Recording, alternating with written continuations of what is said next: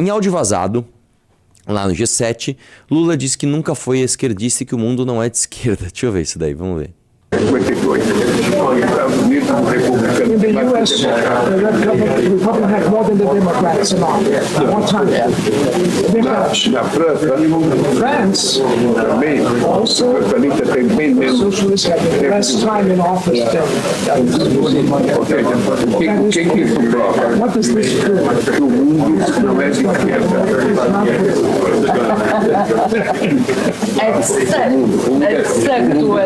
O mundo é do caminho do meio. Is in the middle. The middle. Essa é a verdade. That's the truth. But this is what he did when he became president the first time. Everybody expected him to let But you were. Você não foi. Você foi direto pro centro. But I was never.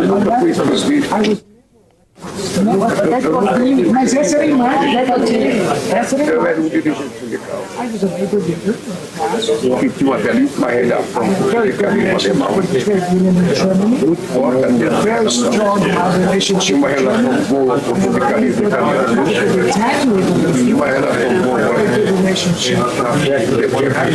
CFPT, which is a French federation, and UGT from Spain.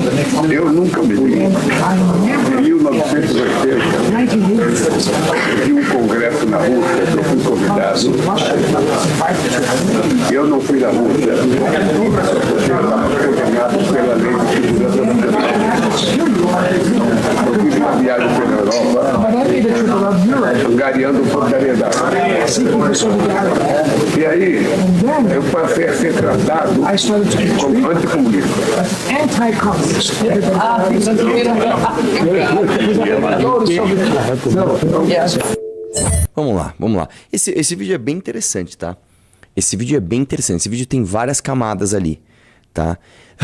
Primeiro é o seguinte. Vamos começar pelo final, que é ele falando que ele não era esquerdista. O que que é isso? O que que é o Lula falando que ele não é esquerdista? É o Lula querendo passar uma imagem de moderado, né? É o Lula querendo dizer que, não, a luta dele sindical não era uma luta ideológica, era uma luta pragmática ali, né? Porque provavelmente se aprofundasse no assunto, ele ia falar que não, o Brasil naquele momento precisava, né, de sindicatos para exaltar os direitos dos trabalhadores, etc, etc. Então essa parte aqui mostra só o Lula pragmático que ganhou a eleição em 2002, né? A gente tem que lembrar que o Lula, nos anos 80, ele falava que tinha que ter socialismo e parará. Depois de 2002 ele escreveu uma carta pro mercado falando, não, eu sou bonzinho, fiquem tranquilos, não vai acontecer nada disso. E quando ele ganhou, aí isso é outra coisa interessante. Quando ele ganha a eleição, né? E a própria, acho que foi a Angela Merkel que falou ali, né? Olha que engraçado, quando você ganhou a eleição, você foi direto pro centro, né?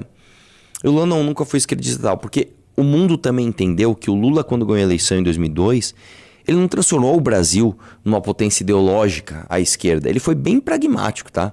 Foi bem pragmático. Isso aí são eles tentando passar um pano, né, para essas questões ideológicas, falando, não, todo mundo aqui é pragmático. Mas a parte mais interessante do discurso para mim, da conversa é o seguinte, quando o Lula começa a falar que não, o mundo não é de esquerda. E isso é uma coisa que você tem que entender, você que tá ouvindo aí. O mundo não é de esquerda e nem de direita, cara. A esmagadora maioria das pessoas em todos os lugares do mundo, elas não sabem muito bem o que está acontecendo. Elas não entendem muito bem, né, o que é direita, o que é esquerda. Elas têm algumas convicções comportamentais. Então, geralmente, as pessoas elas têm mais afinco na defesa de opiniões ligadas a comportamento. Então, puta, eu gosto de família. Ou, puta, eu acho que o direito do LGBT tem que estar acima dos outros. Ou, puta, tem uma pessoa trans na minha família, então eu entendo mais do que as outras pessoas o direito das pessoas trans. Não, pô, cara, eu tenho um cara que usou droga na minha família, então sou absolutamente contra a droga. É sempre uma coisa mais identitária do que ideológica. Você sair perguntando para as pessoas no mundo o que elas leram de direita e de esquerda, ninguém... E outra, a maior parte das pessoas entendem que você tem um caminho no meio entre controle total do Estado e anarquia. Existe um caminho ali, uma calibragem, onde o ajuste fino dessa calibragem as pessoas pouco se interessam, né? Isso é importante porque geralmente quando você vai viver uma sociedade polarizada, principalmente uma sociedade recém-polarizada, que é o caso do Brasil, as pessoas ainda acham, as pessoas ainda buscam, né, espalhar as suas ideias por meio do apoio ideológico. Não, eu vou mostrar aqui para todo mundo que eu tô certo porque eu sou de direita, ou porque eu sou de esquerda, ou porque a ideologia tal. E as pessoas não ligam para isso, cara. As pessoas não ligam pra isso. A gente fala isso tanto, cara. E parece uma coisa óbvia pra você que ouve isso o tempo todo, mas troca uma ideia com alguém que, sei lá, troca uma ideia no elevador com teu vizinho. Troca uma ideia com, sei lá, com principalmente gente que não é da geração Z. Você vai trocar ideia com os boomer, com a galera da geração millennium, cara, todo mundo acha que o Brasil está dividido entre direita e esquerda. E eles acham que ou as pessoas são mais de esquerda ou as pessoas são mais de direita. Não, ninguém não é mais de nada, velho. Não é mais de nada. Eu vou dar um exemplo que aconteceu esses dias, tá? Por um acaso, eu conheci um grupo de pessoas e nesse grupo de pessoas tinha uma irmã de um amigo de infância meu.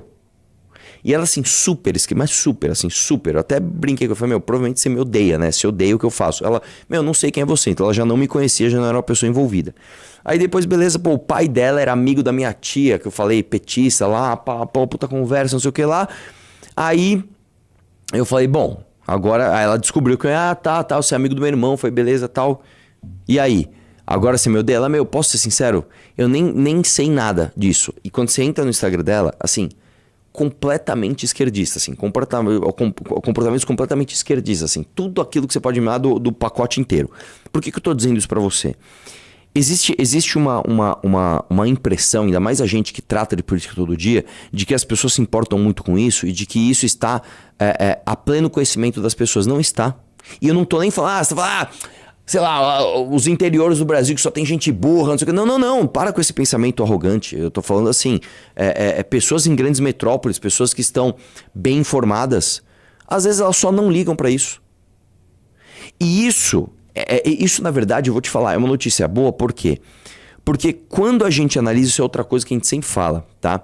Quando a gente analisa o discurso mais difícil que tem para combater, que é o discurso do super cético, daquele que, vai lá, vocês que vão mudar o Brasil então, tá bom, né? Eu acabei de ver uma story do Manzioni, né? Ele me zoando aqui, falando, o Arthur veio aqui destruir meu podcast, não sei o que lá, tal. Ele tem esse discurso, vocês que vão mudar o Brasil então. Sim. O destino de grandes... o destino de nações, de impérios, de reinados, eles são modificados por grupos pequenos de pessoas absolutamente interessados na causa. Tá? Isso também tira um pouco do mito das revoluções esquerdistas, elas virem de baixo para cima, não porque o povo nada, cara. O povo nada. Se você estudar a história de todas as revoluções, todas as revoluções comunistas, todas, a russa, a cubana, a revolução comunista da Coreia, todo o Vietnã, você vai ver que não é uma demanda popular que cresce e forma um topo, é o contrário. Você tem um topo, pessoas ali muito interessadas que orientam a massa para um certo lugar. Entendeu? Então, sim, cara, eu realmente acho que esse tipo de discurso do Lula, na verdade, ele mostra como é muito possível que nós aqui consigamos fazer, de fato, uma revolução no Brasil, no sentido de mudar todo esse sistema podre que a gente tem. Tá?